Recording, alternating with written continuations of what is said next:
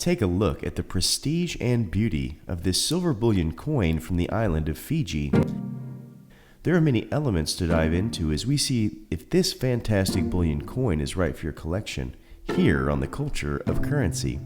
The koi, or in this case, a pair of koi, has some deep symbolism to Asian culture and is actually relevant to our upcoming lunar year featuring the dragon. There are even instances where one koi fish has sold for over $1 million. I'm not suggesting that you sell your silver for a shovel so that you can dig a pond and start breeding koi, but I am saying that there is a significance to this coin's artwork worth noting. I will go further into saying that there is a deep philosophy present in the symbolism that I hope you will stay tuned later in this video for. The parallels to the human condition will bless you.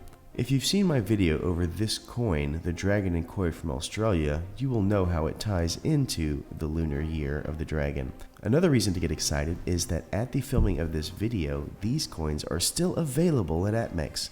So if you want one, click the link in the description of this video to get your own today and support my channel at the same time. So what is so special about this fish? It is not a game fish or sport fish. It is not one that is likely tastes good. I've had carp, which is basically the distant genealogical representation of a koi, and it was not that great, except when the bones were used to create a gravy or a stock. So why are koi so popular?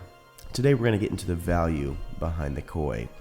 The history of the koi is somewhat uncertain, but many experts believe around the 4th century BC in Asia, the first selective breeding took place. The koi are carp and originated as such. Shades of earth tone browns to greens to grays to blacks are the common carp colors. Over time, selective breeding, just like in livestock, created the propagation of favorable traits to be carried on. This led to eventual abnormalities like pigmentation to be carried over generations into what we see today. A good way to think about it is like dog breeds.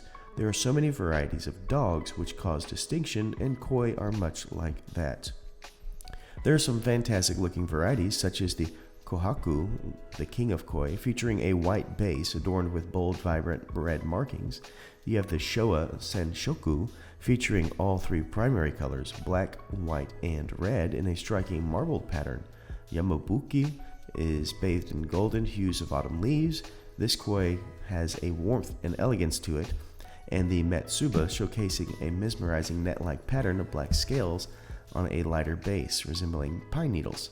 These are just a couple of what I understand to be around 30 variations. I've even seen a blue variety, which is quite pleasing to the eye.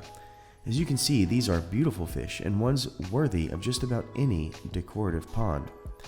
So what makes them so valuable in Asian culture? Is it the beauty or something more? In our Dragon and Koi video, we talked about the Asian traditional story covering the koi's ascension up a waterfall.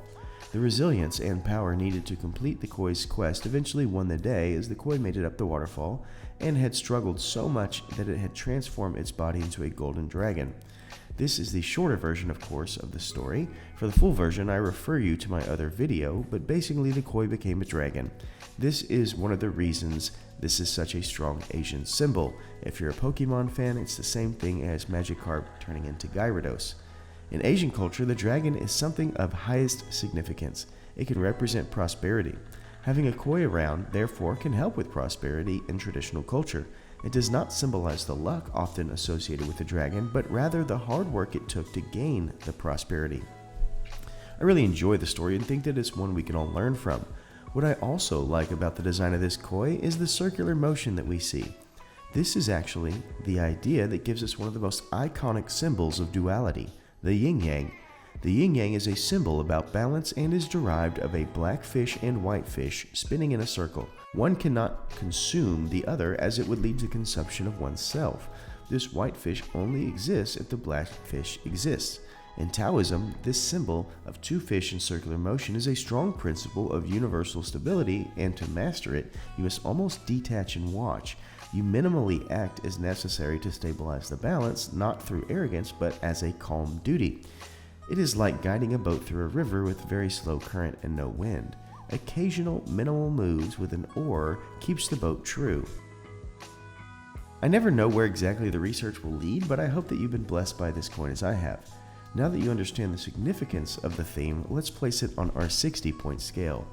When we look at the front of the coin, we see the beautiful traditional coat of arms of Fiji. This is a really cool design, and they've put some traditional print towards the rim of the coin. What I particularly like is the font choice for the year, nation, and monetary denomination. It looks to match the theme quite well. One negative note is that with such a muted strike on the coat of arms, there's not much you can do in design that does not overpower those coat of arms. Therefore, the mirrored background is the best choice, but I wish they had a stronger strike on the coat of arms so that they could have textured the background. I scored a 7. When we move to the reverse, we are met with the circling koi almost dancing as a lotus flower lay in the background. This scene is struck in beautiful detail and is quite balanced. I love the different textural elements. We also have a design echo as towards the rim we have the same print as featured on the obverse. This is an extraordinary powerful design in my opinion, and I scored a 9.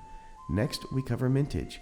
I often enjoy the products of the Scottsdale Mint, and this is not an exception. This coin is fantastic, and the mintage number is quite low at 15,000, which scores a very strong 9 out of 10. Cultural significance is where we travel to next. This is a coin steeped in Asian culture.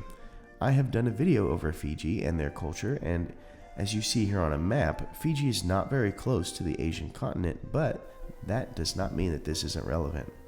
In fact, for decades, Asian themes have not just found their way to Fiji, but around the world. Are koi traditional symbols of the natives of Fiji? No. But are they significant today? Yeah, as Asian themes have become rather mainstream across the world. It is also a note of relevance that the nation of Fiji has struck many coins that commemorate the long-standing trade relations with Japan. This is why Japanese themes are so strong in Fiji bullion. This great wave coin, for example, comes from Fiji and has art from the Edo period of Japan. This coin from Fiji is the Kayamori, a Japanese samurai with a crazy story. I go over both of these coins in previous videos, but as you can see, the culture of Japan and Fiji are more of a Venn diagram than they are separate. I score the koi a 7. Now for collectability. We have a fantastic design. We have a low mintage. We have a series where there's only 1 year worth of production and then the art changes rather than a continuation such as, let's say, the Krugerrand. And with Asian themes tending to be on the more popular side of the scale, I scored a 9. Uniqueness is our last option. Koi are often not what I think of when asked to name a fish. Shark or maybe some other option would often be first. This being said, we do see an occasional koi bullion coin, but still not a category of strength from a design standpoint. Given the connection they have with dragons, as mentioned earlier, I have seen 1 or 2 more koi coins this year, as I have in basically my whole life. Before this year, I only knew of 1. This being said, I scored a 9, which brings us to our final thoughts and score.